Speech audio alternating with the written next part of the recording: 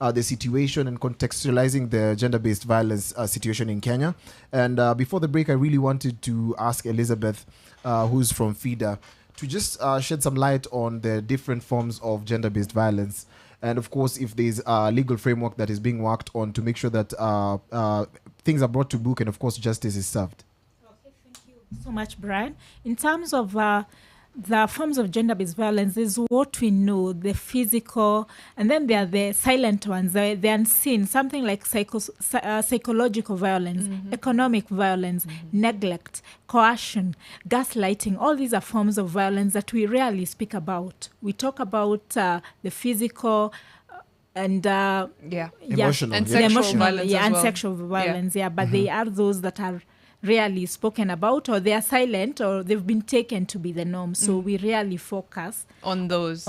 Yes. And then they do lead often to, now the more physical, like what people can see, right? Yes, they do. What about our legal frameworks? Are they sufficient as is in your, I don't know whether it's a matter of opinion or fact, but yes, are our legal frameworks sufficient? Okay, I'd say, well, the supreme law in Kenya is the Constitution of Kenya. The Constitution has provisions to ensure that all women and men alike are protected from gender-based violence, because gender-based violence is a violation of human rights in itself. In terms of the legal frameworks, we do have the Children's Act. Children are protected under the Children's Act. We have the Sexual Offences Act. We do have the Protection Against Domestic Violence Act, which we have actualized, which is a plus, meaning even another person can actually take up the issue and seek redress in the event that they foresee a situation where violence is occurring. So I'd say that is a plus in our context. Just to give it a broader scope, we have at the international level, we have Maputo.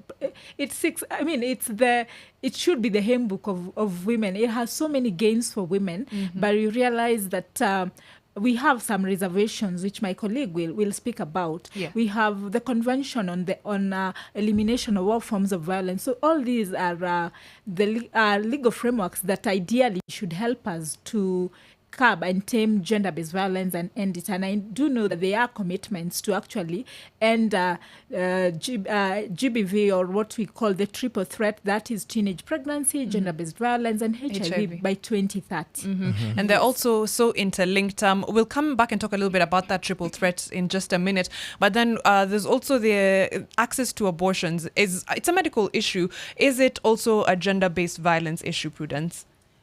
Yes, absolutely. I would agree that access to safe and legal abortion is an issue of gender, and there's a connection between gender-based violence and access to abortion, because a lot of victims of sexual violence end up, getting pregnant, and a majority of them resort to unsafe abortion.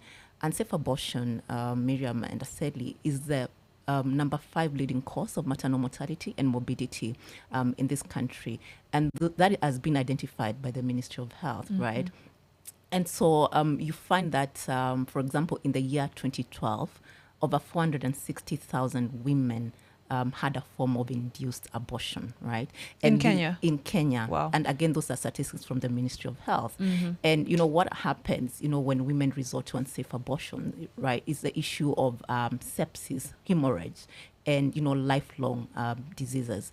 At the moment, Kenya is dealing with a restrictive legal and policy framework, but our constitution under Article 26(4) does allow abortion in certain exceptions. Yes. And those are usually, medical grounds when the health of the mother is in danger. And just before the break, you said health is not just, like sepsis or, Exactly. a pregnancy that could be a danger to the mother. Yes. Yeah. So the World Health Organization has defined, what health means.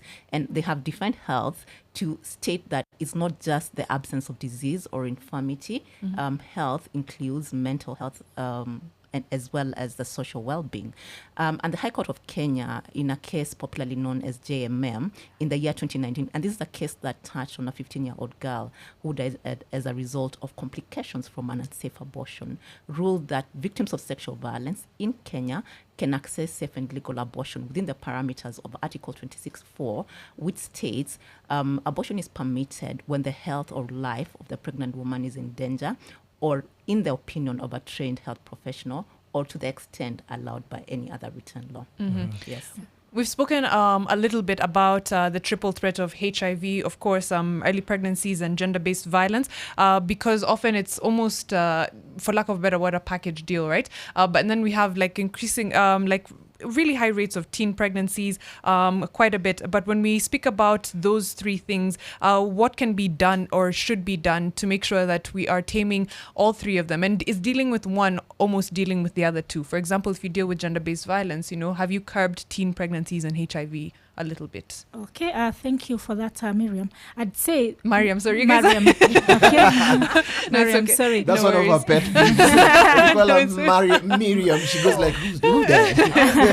But it's okay, Elizabeth, please Okay. continue. Yeah. So I'd say we need to find an intervention or interventions around the three, because you realize, but that by the time girls are getting pregnant, the ship is leaking somewhere.